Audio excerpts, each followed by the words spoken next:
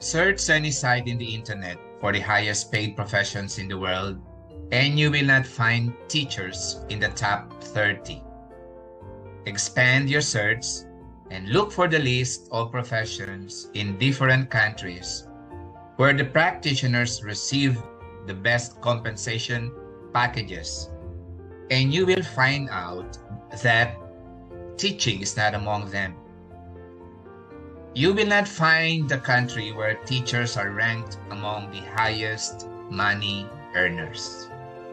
Teaching not classified among the highest paying jobs, of course, is not surprising. That has been the case since time immemorial, and it is most likely not to change anytime soon. However, insufficient remuneration do not deter teachers from performing the role they have embraced. Poor salary is only one of the steps in the extra mile that teachers need to walk when they have accepted that teaching is not merely a profession, but a vocation. It is not merely a job to perform, but an obligation to carry out. Acknowledging that teaching is not merely a work, but a duty to fulfill is what makes teachers go the extra mile, to do what is more than required in the performance of their task, including sacrificing personal resources and sometimes even their happiness. Teachers know the nature of the responsibility that they agreed to fulfill when they signed up for the job. They know it's not easy. How in the world would one consider easy being responsible for the education of other people, especially the young ones? When did it become easy to facilitate the acquisition of knowledge and values and the development of skills of your fellow human beings? I am sure that teachers would get paid handsomely if only salary would be commensurate to how significant is one's job in the enlightenment of the soul, the preservation and enhancement of the fabrics of society, and the socio-economic development of a nation. Teaching would certainly be on top of the list of the highest paid professions in the world. But it is what it is. Teaching is not a profitable profession.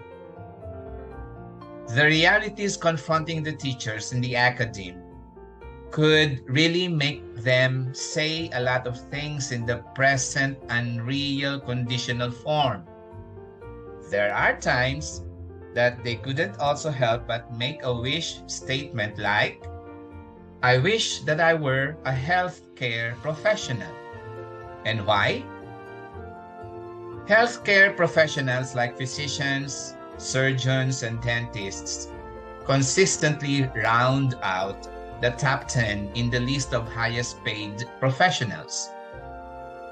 What they, the medical practitioners and their fellow health workers do, maintenance and restoration of good health, is very important. For that, they deserve the pay they get, every penny of it. Most especially during the time that the coronavirus pandemic was raging. But nurturing the human spirit, helping a person achieve holistic development is as equally important, if not more important. What professional endeavor could be more meaningful than helping your fellow men achieve their full potential for them to become responsible human beings and productive members of society?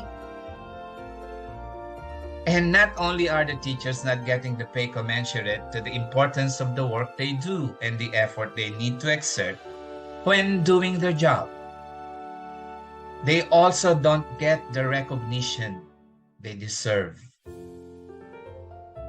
American society, for example, does not generally view teachers in the same way as they view other professionals. The belief that anyone can teach is not found in other professions. For example, not just anyone can play professional baseball, or be an accountant or engineer, or practice law or medicine. Such is the indifference teachers as professionals are getting. And how true is the contention that anyone can teach? Those who know what it takes to become a teacher would say that that is a fallacy. That anyone can teach is an erroneous assumption. Education is not just a matter of whether you can teach or not, but also whether or not you can make the students learn. Even if a person is an expert in a particular field, it is not a guarantee that they can teach what they know. Knowing something is different from knowing how to teach it. Hiring just anyone to become a teacher would be a huge mistake. It is doing disservice to the profession of teaching. Hiring somebody to teach a language just because they could speak that language is a costly blunder. Not because somebody is good at math, that they should be allowed to teach math. It takes a lot to become a teacher. Teachers undergo rigid training for them to hone their pedagogical skills. They read a lot knowing that teaching and learning are both grounded in philosophy, psychology, sociology, and other related fields.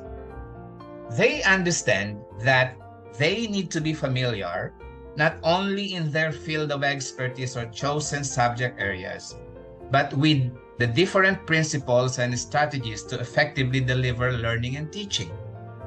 They know that when they are done teaching in the classroom, their work is not done yet. There are other things to be done, like evaluate learning, prepare a new lesson, and decide which strategies to use for the new topic to be taught. The list of the things that teachers need to know and to do is long.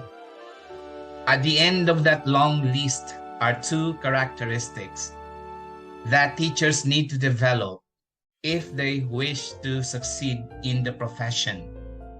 Those are passion for their work and compassion for their students. With all of the aforementioned, why would anybody assume that just anyone can teach? Be that as it may, teaching will forever be a noble profession.